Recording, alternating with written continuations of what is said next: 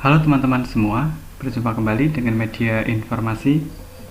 Pada kesempatan kali ini, saya akan memberikan tutorial kepada teman-teman semua, khususnya bagi teman-teman Pantarlih, dalam pengisian buku kerja Pantarlih untuk pemilu tahun 2024. Langsung saja untuk teman-teman semua, bagaimana cara mengisi buku kerja Pantarlih? Simak video berikut ini. Yang pertama, tentunya teman-teman sudah mendapatkan buku Pantarlih dari PPS sebagai bahan untuk laporan dan juga panduan bagi teman-teman Pantarlih. Untuk yang pertama teman-teman isi dalam buku tugas Pantarlih, yaitu teman-teman bisa membuka di buku Pantarlih di halaman biodata teman-teman, seperti pada contoh berikut ini, dimana di situ ada biodata dari teman-teman Pantarlih. Misalnya di sini ada nama lengkap, nomor HP, alamat, nomor TPS, kelurahan atau desa, kecamatan, kabupaten atau kota, dan juga provinsi. Silakan teman-teman diisi sesuai dengan nama teman-teman dan juga alamat dari teman-teman semua. Di sini ada juga untuk memasukkan pas foto. Kalau ada, silakan bisa untuk ditempelkan. Kalau tidak ada juga tidak apa-apa. Kemudian jangan lupa untuk mengisi tanggal dan juga mengetahui dari ketua PPS. Kemudian untuk pengisian selanjutnya, yaitu silakan teman-teman untuk bisa membuka di buku Pantarlih buku kerja di halaman nomor 7, dimana di situ ada formulir dalam persiapan pencoklitan, yang mana teman-teman disuruh mengisi di mana waktu teman-teman mengikuti bimbingan teknis pemutakhiran data pemilih.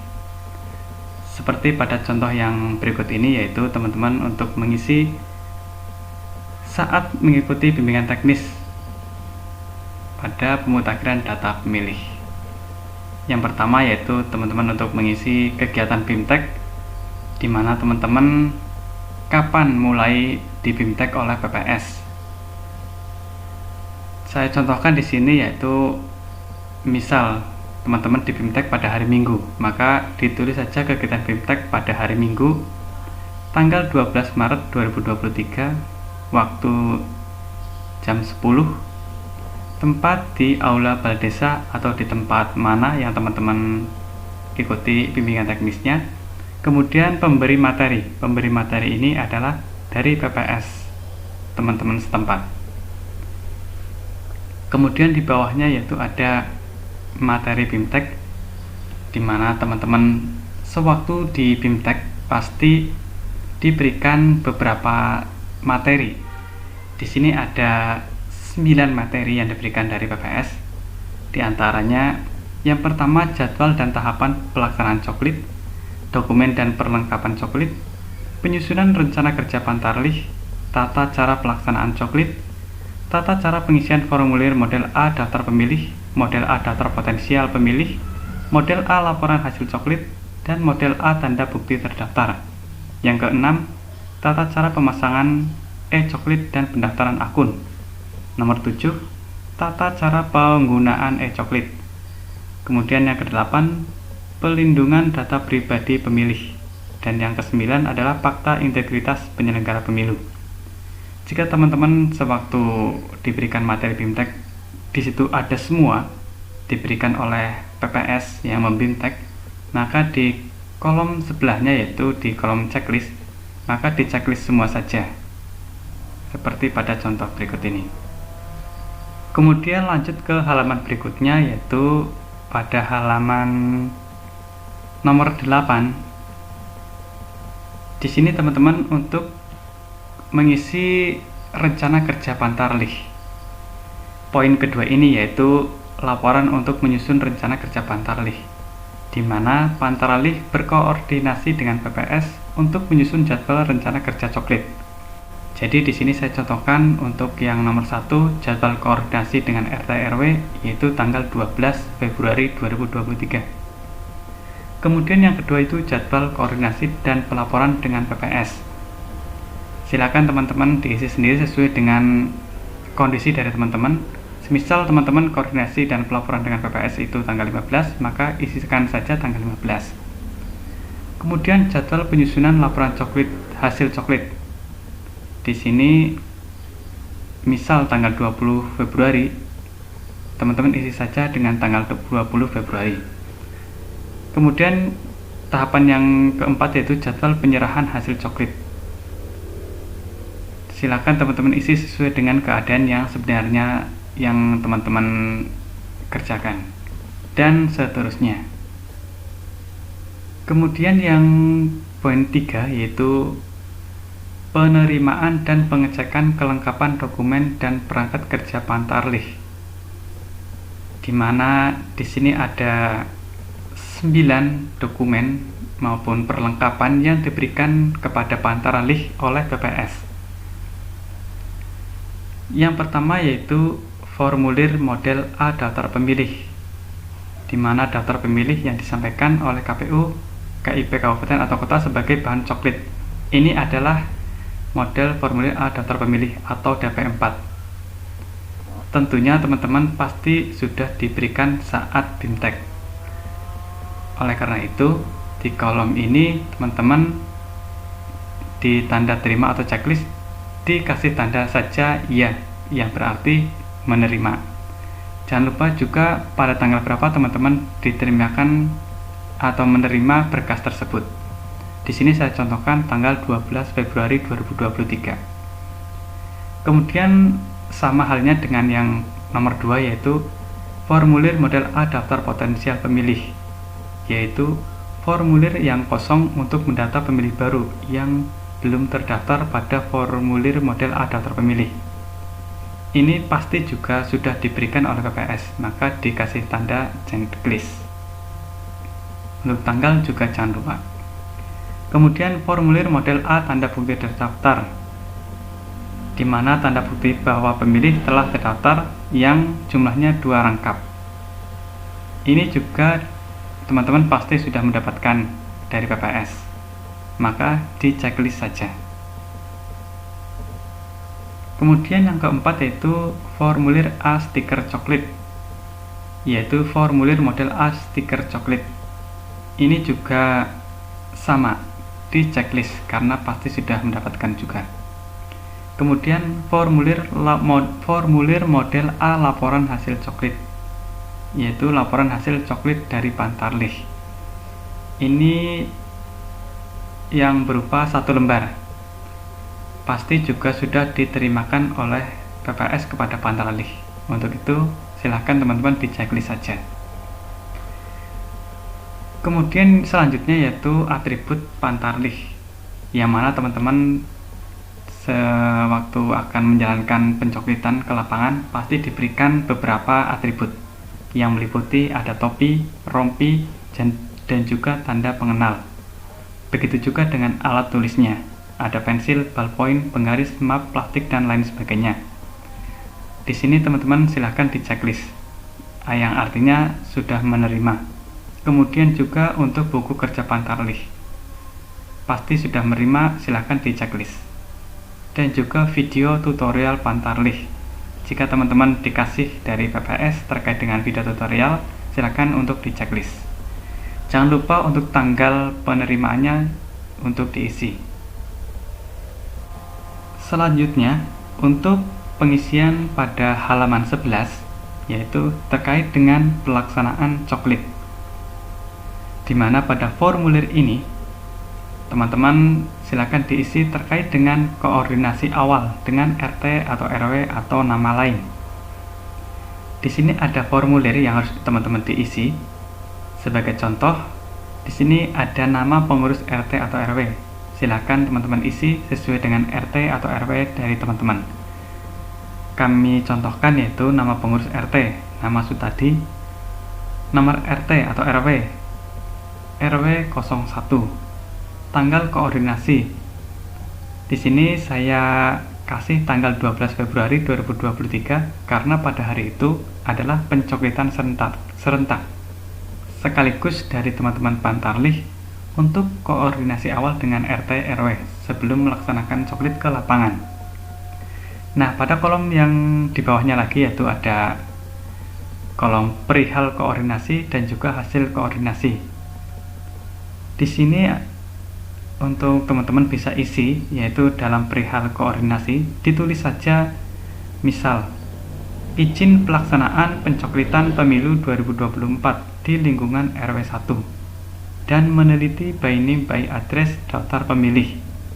Intinya teman-teman bertamu dulu ke tokoh masyarakat, yaitu dalam hal ini Pak RW, untuk izin pelaksanaan pencoklitan pemilu 2024 di lingkungan RW teman-teman. Setelah itu tentunya dari Ketua RW memberikan hasil koordinasi, yaitu di sini saya contohkan diperbolehkan oleh Ketua RW 1 untuk melaksanakan coklit pemilu 2024 di lingkungan RW 1. Artinya teman-teman sudah mendapat izin dari ketua lingkungan. Jangan lupa di sini dimintakan juga untuk paraf atau tanda tangan agar sebagai bukti bahwa dari teman-teman sudah melaksanakan koordinasi awal dengan ketua RW. Selanjutnya yaitu pada halaman 20, di mana pada halaman 20 ini adalah laporan harian kegiatan coklit. Pada buku Pantarlih teman-teman silahkan dibuka dan diisi sesuai dengan format yang ada di dalam buku kerja Pantarlih. Contohnya seperti pada berikut ini, sama persis dengan apa yang ada di buku Pantarlih teman-teman semua. Di sini saya akan menjelaskan terkait dengan cara pengisiannya, yaitu yang pertama di sini ada huruf A, yaitu data pemilih diterima A daftar pemilih. Di sini ada angka 20, di mana angka 20 ini adalah angka di mana teman-teman mencoklit sesuai dengan yang di A daftar pemilih. Semisal hari pertama teman-teman mencoklit sebanyak 20 jiwa atau 20 orang yang terdaftar di daftar pemilih, maka ditulis saja 20. Kemudian di dalam pencoklitan teman-teman menjumpai ada satu pemilih baru atau daftar potensial pemilih, di mana misal teman-teman ada orang yang sudah berusia 17 tahun tapi belum masuk dalam A daftar pemilih, maka dari itu teman-teman memasukkannya dalam A daftar potensial pemilih. Semisal pada hari pertama ada satu orang, maka teman-teman tulis saja di kolom ini 1. Selanjutnya, apabila teman-teman juga menjumpai orang yang sudah meninggal, di sini teman-teman tulis saja pada huruf C pada pemilih TMS, pada kolom meninggal ini teman-teman tulis saja angka 1 bila teman-teman menjumpai ada satu orang di TPS-nya teman-teman yang sudah meninggal tapi masih masuk dalam daftar pemilih, maka teman-teman isi saja angka 1. Dan juga apabila teman-teman juga menjumpai ada satu nama orang yang salah elemen data kependudukannya, misal salah NIK atau salah nomor KK atau mungkin salah alamat dan juga salah status. Misalnya ada satu orang yang datanya diperbaiki pada elemen data, maka di dalam kolom D ini data pemilih diperbaiki, tulis saja angka 1 karena teman-teman menjumpai satu orang pada hari ke-1. Kemudian untuk yang kolom J ini, stiker diterima. Stiker yang diterima ini adalah stiker awal yang dikasih dari PPS. Semisal teman-teman dikasih 100 lembar, maka ditulis saja 100 lembar. Kemudian stiker digunakan ketika teman-teman pada hari ke-1 menggunakan 5 stiker, maka tulis saja 5 stiker. Kemudian pada kolom H, kakak hasil coklit, jika pada hari itu teman-teman berhasil mencoklit ada 5 kakak, maka ditulis saja 5. Kemudian pada kolom I, lembar A tanda bukti terdaftar dibagikan. Ini juga sama. Misal teman-teman ada 5 kakak yang berhasil dicoklit, maka ditulis saja 5. Kemudian pada kolom F, yaitu pemilih KTP elektronik model A daftar pemilih dan model A daftar potensial pemilih, di mana teman-teman pada saat mencoklit di daftar A daftar pemilih dan juga A daftar potensial pemilih semuanya sudah memiliki KTP elektronik. Pada hari itu teman-teman berhasil mencoklit sebanyak 21 orang, maka ditulis saja 21 orang. Kemudian pada kolom total ini silakan teman-teman diisi dengan angka 20, di mana angka 20 ini yaitu berasal dari kolom A ditambah kolom B dikurangi pemilih TMS. 20 ditambah 1 dikurangi 1, yaitu 20. Jika teman-teman dalam pengisian ini masih ragu-ragu, silakan untuk dikosongi saja, biar nanti dari PPS wilayah teman-teman untuk yang mengeksekusinya. Kemudian pada kolom sebelahnya yaitu ada catatan coklit dan juga keterangan. Di sini catatan coklit adalah temuan-temuan permasalahan di mana teman-teman dalam pencoklitan menjumpai permasalahan. Misal ada pemilih baru yang TMS meninggal ataupun perubahan biodata kependudukan. Saya contohkan di sini yaitu catatan coklit. Yang nomor 1, jika teman-teman menjumpai ada satu orang yang sudah berusia 17 tahun, namun belum terdaftar di daftar pemilih, maka di sini teman-teman ditulis saja di catatan coklit. Kemudian di dalam keterangan ditulis atas nama siapa yang baru berusia 17 tahun. Saya tulis karena di sini ada yang pemilih baru jumlahnya 1, maka di sini juga ada 1 orang. Kemudian ada juga permasalahan orang yang sudah meninggal. Karena di hasil coklit teman-teman ada yang meninggal 1, maka teman-teman juga menulis pada catatan coklit, yaitu sebagai contoh ada 1 orang sudah meninggal namun masih masuk dalam daftar pemilih. Dalam kolom keterangan ditulis saja atas nama siapa yang meninggal, misalnya atas nama Mawar, RT 2 RW 1. Kemudian teman-teman juga tentunya ada yang menjumpai perbaikan-perbaikan data elemen data kependudukan. Pada contoh ini hasil coklitnya teman-teman ada 1 orang, maka di catatan coklit ini silakan teman-teman isi, yaitu sebagai contoh ada 1 orang yang salah nomor kakak dan salah alamat. Di dalam kolom keterangan yaitu ditulis atas nama Melati. Kemudian di bawahnya jangan lupa untuk ditulis tanggal dan juga mengetahui dari PPS.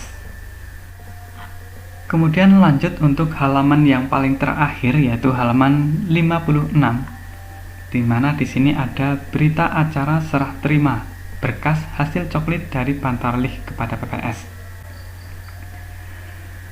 Pada kolom ini yaitu di mana teman-teman sudah mencoklit selesai untuk 100%. Meskipun misal di tahap keduanya teman-teman sudah melakukan pencoklitan mencapai 100%, maka teman-teman sudah bisa melaporkan secara keseluruhan dan membuat berita acara. Dalam pengisian berita acara serah terima berkas hasil coklit dari Pantarlih kepada PPS, di sini akan saya berikan contoh, yaitu misalnya pada hari ini hari Rabu tanggal 8 bulan Maret tahun 2023 yang bertanda tangan di bawah ini. Di sini ada nama, NIK, nomor TPS. Silahkan diisi sesuai dengan nama dari teman-teman Pantarlih. Yang selanjutnya disebut pihak Pantarlih. Selanjutnya yaitu pada kolom berikutnya di bawahnya ada nama NIK kelurahan atau desa. Nah, pada nama ini adalah nama ketua PPS. Sebagai contoh, misal nama Aditya, NIK kelurahan desa Seling. Yang selanjutnya disebut pihak PPS. Setelah teman-teman isi semua berita acara, jangan lupa untuk ditandatangani dari Pantarlih selaku yang menyerahkan pihak Pantarlih dan juga pihak yang menerima dari PPS.